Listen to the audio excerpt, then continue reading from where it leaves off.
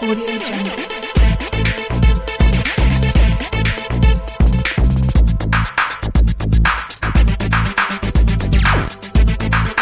Audio Jungle.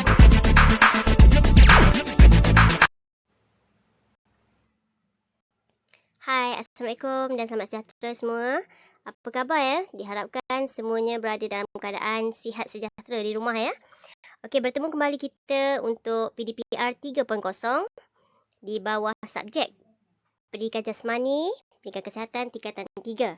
Okey, untuk hari ini kita akan pergi kepada tajuk baru iaitu di bawah olahraga asas, subtopik kemahiran lempar cakra. Okey, so untuk hari ini standard pembelajaran yang ingin dicapai ialah iaitu 1.83 melakukan kemahiran lempar cakra.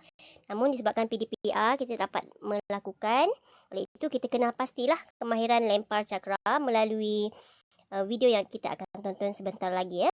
Okey, kemudian terdapat dua objektif yang ingin dicapai pada PDPR kali ini, iaitu yang pertama, murid dapat membezakan dua teknik memegang cakra.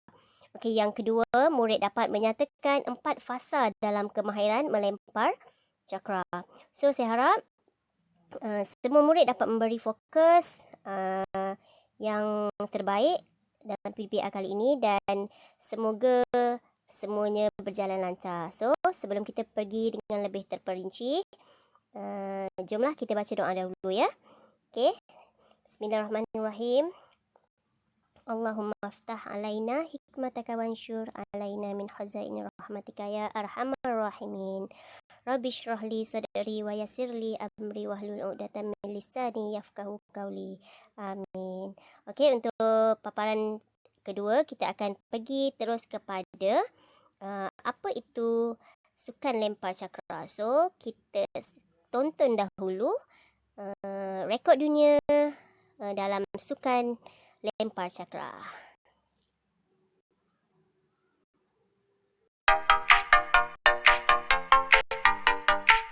War Schuld, Weltmeister, Europameister und Olympiasieger.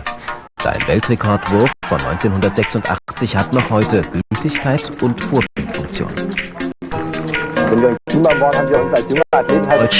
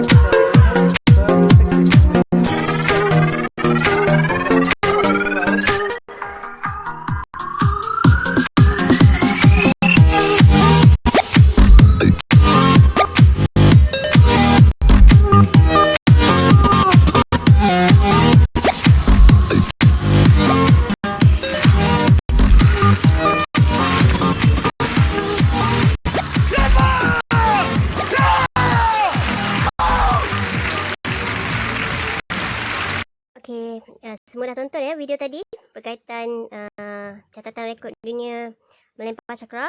So, kita pergi pula kepada apa itu lempar cakra Okey.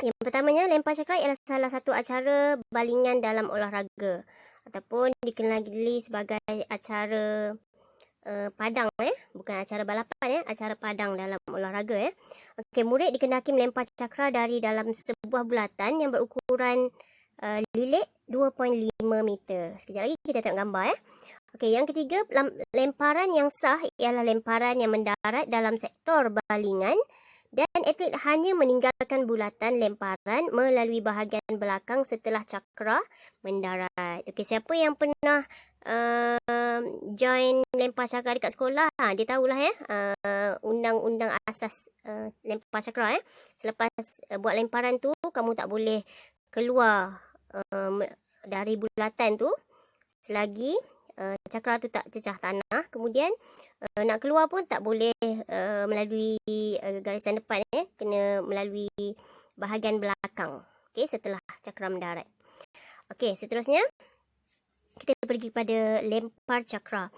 Okey, cakra dilempar dari bulatan yang terletak dalam sangkar. Fasa-fasa dalam melempar cakra ialah fasa persediaan. Ada 4 fasa Fasa kedudukan, kuasa, fasa lemparan dan fasa pemulihan. Nanti kita akan pergi dengan lebih detail lah. Okey, faktor yang membantu anda untuk mendapat lemparan yang lebih jauh ialah ketinggian, sudut dan hal laju pelepasan cakra Okey, seterusnya, ini adalah merupakan gambar. Okey, gambar sangkar lempar cakra yang bawah ni. Macam ada jaring-jaring tu adalah sangkar lempar cakra. Tapi dekat sekolah kita tak bina lah sangkar ni Ni bila ada perlawanan, kejohanan, adalah diguna sangkar lempar cakra ni Kemudian bahagian atas ni adalah bulatan kawasan lempar cakra. Okey, cuba tengok kawasan dia Okey, dekat sini. Ini garisan tengah kan? So, kalau nak keluar, hanyalah di bahagian belakang ni lah keluar. Kat bahagian depan ni tak boleh keluar. Okey, batal. Okey, faham Seterusnya kita pergi kepada bahagian cakra. Okey. Cuba tengok gambar raja. Dia ada simpai logam. Simpai logam tu di mana? Di kawasan luar sekali Okey, di sini. Ini di sini. Ini simpai logam. Okey, kemudian muka cakra. B muka cakra, yang ini yang kayu ni. Okey, seterusnya pusat cakra. Okey, pusat ni yang tengah-tengah ni lah Okey, itu adalah bahagian dalam cakra. Okey, seterusnya kita pergi kepada jenis Okey, kat sini dia kata terdapat juga jenis cakra yang diperbuat daripada bahan getah dan plastik. Namun walaupun menepati spesifikasi yang rasmi, ia hanya sesuai untuk latihan dan tidak untuk pertandingan rasmi.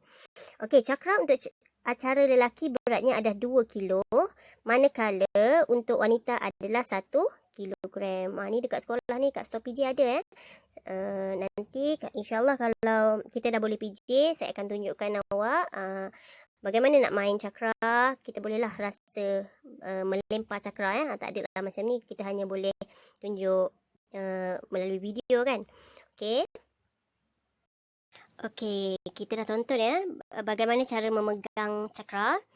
Okey, seterusnya kita pergi kepada fasa dalam lakuan melempar cakra So, ada 4 fasa dalam lemparan cakra, iaitu yang fasa pertama adalah fasa persediaan. Okey, cuba kita tengok gambar rajah di atas Okey, pada fasa persediaan, okey, tengok gambar pertama ni Gambar pertama ni Okey, berdiri dengan bahu kiri menghadap kawasan mendarat. Okey, kenapa? Kenapa bahu kiri yang perlu menghadap kawasan mendarat? Okey, ini digunakan apabila pelemparnya menggunakan tangan dominan kanan. Maksudnya awak lempar cakra guna tangan kanan. That's why awak punya bahu perlu menghadap ke kawasan mendarat. Okey, maksudnya kita bukannya lempar cakra berhadapan macam ni. Kita pandang ke tepi. Maksudnya badan kita ke sisi dan bahu kita menghadap arena. Okey, itu kalau tangan kanan. Tapi kalau awak memang tangan kidal, lempar guna tangan kiri, so terbaliklah. tangan kanan lah, bahu kanan lah yang akan menghadap ke kawasan mendarat. Okey. Okey, yang kedua, berat badan di atas berbola telapak kedua-dua kaki. Okey. Seterusnya, kita tengok orang yang kedua ni.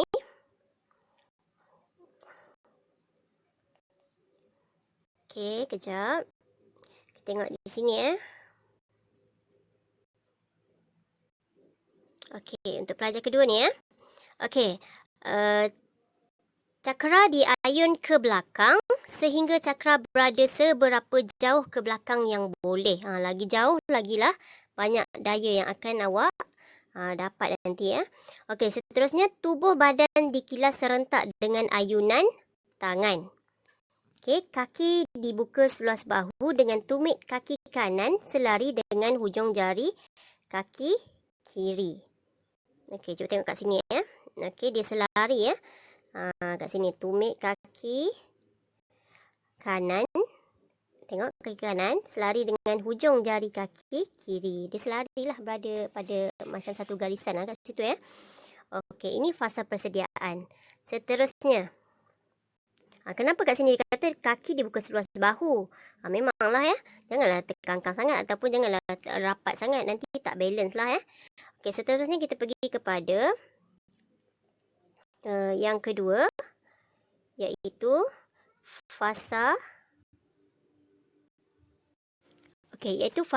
kedudukan kuasa. Okey. Bagaimana nak menghasilkan kuasa lah Okey. Yang pertama, paling hadapan berat badan disokong oleh kaki kanan yang fleksi. Dibengkokkan kan? Kaki itu dibengkokkan, bukannya diluruskan difleksi. Berat badan disokong oleh kaki kanan yang fleksi. Yang kedua, cuba tengok gambar yang kedua ni. Gambar yang ini. Okey. Dagu, lutut dan hujung jari berada pada garis lurus, iaitu kedudukan chin ni toe. Okey, nampak tu selari sini kalau boleh awak tengok kat sini.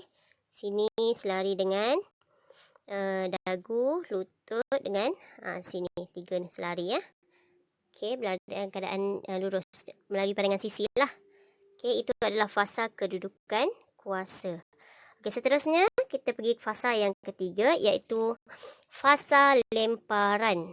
Okey, tengok gambar satu. Okey, ekstensi tangan untuk menghasilkan daya yang lebih tinggi. Lagi awak buka tangan awak tu, ni tangan ni ekstensi, maksudnya buka ke belakang, sampai ke belakang. Buka ke belakang tu Okey, bila awak buka lebih luas ke belakang, dia akan menghasilkan daya yang lebih tinggi lah. Okey, seterusnya mana? Nombor 2. Okey, kaki kanan dikilas dan ekstensi secara eksplosif. Eksplosif ni cepat sambil mengilas pinggang untuk membawa pinggul kanan ke hadapan. Awak tak boleh kaki kanan kilas saja tapi pinggul tak rotate. Kena sekali Okey, kemudian tangan kanan bergerak ke hadapan selepas pinggul dikilas. Okey. Kemudian yang ketiga, bahagian kiri badan dikunci dengan ekstensi kaki kiri dan tangan kiri difleksi. Okay, berat badan dipindahkan dari kaki kanan ke kaki kiri. Ini gambar rajah 3 Perhatikan gambar rajah 3.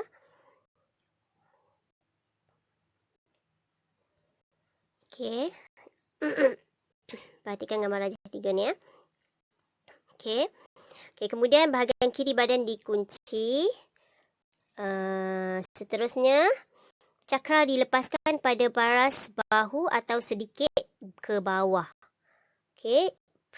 Dilepaskan pada paras bahu atau sedikit ke bawah. Jangan bawah sangat. Kalau bawah, maksudnya cakra tu akan terus ke tanah lah. Tak sampailah jarak jauh nanti. Mungkin depan hidung je yang cakra tu dilemparkan Okey. Seterusnya kita pergi kepada fasa keempat. Okey, iaitu fasa pemulihan. Okey, nombor 1 tu gambar rajah dia. Okey, fasa pemulihan dia nak tukarkan Kedudukan kaki ditukar dengan segera selepas melempar dengan lakuan ikut lajak untuk mengekalkan keseimbangan. Kita tukar kaki yang kita tahan tadi kepada kaki kanan lah. Okey. Itu kalau tangan dominan kanan lah ya. Okey, so untuk lebih faham bagaimana fasa ini dilakukan, jom kita tengok video bagaimana cara-cara melempar cakra. Okey, tapi sebelum tu kita tengok dulu satu lagi. Okey, cara untuk melempar cakra ya. Okey, sudutnya kita tengok sudut apa yang paling terbaik untuk melempar cakra bagi mendapatkan jarak yang lebih jauh. Okey. Okey, kat sini cuba tengok ya. Okey, kalau 60. Kalau 60 darjah. Sudut dia 60 darjah. Maksudnya tinggi dah kan? Sini kan? Sini garisan dia. So, bila lempar 60 darjah, maksudnya dia akan jatuh dekat saja. So, tak boleh terlalu tinggi lah awak punya lemparan tu. Takkan dapat lempar yang jauh ya. Okey, tengok yang 30 pun. So, yang paling terbaik adalah 45 kat sini ya. 45 ataupun 40. Okey, ni ya. Sini. Okey, garisan hitam ni yang paling baik. Ni, yang ini. Lebih kurang lah tu. 45 ataupun 40 darjah macam tu. Kemudian akan menghasilkan jarak yang paling jauh untuk cara melempar lah ya. Kat bawah. Kalau bawah sini, lepas ke tanah lah. Tak boleh ya. Kalau letak dekat bawah sekali ni, maksudnya bawah daripada bahu. Bawah daripada bahu. So kat sini, sinilah ke tanah lah. Terus, tak boleh lah. Okay. Okay, so jom kita tonton video seterusnya.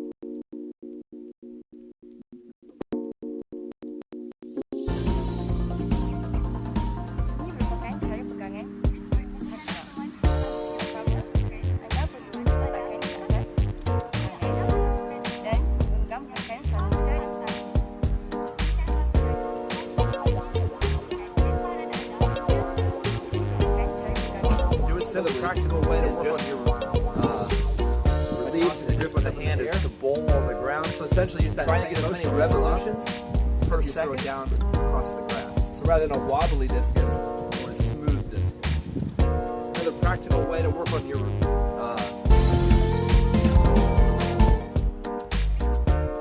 180. Step. Wheel. Back. Step out. South. Step back. Wheel. Maybe right foot. Back. pada jarak yang hal ini membantu anda Okay, Alhamdulillah selesai juga PDPR kita pada hari ini berkaitan dengan lempar cakra. So, kita rumuskan ya, apa yang kita peroleh pada hari ini ialah yang pertama berkaitan pengenalan cakra, apa peralatan yang digunakan. Kemudian sejarah, beberapa rekod dunia dan sebagainya. Seterusnya, yang kedua, apa yang kita peroleh adalah dalam lempar cakra terdapat dua kaedah pegangan yang kita belajar untuk tingkatan 3 ya. Okey, kemudian terdapat 4 fasa dalam lakuan melempar cakra. So maklumat tambahan lain adalah tentang latihan atau drill yang boleh awak lakukan untuk meningkatkan lagi kita punya kemahiran.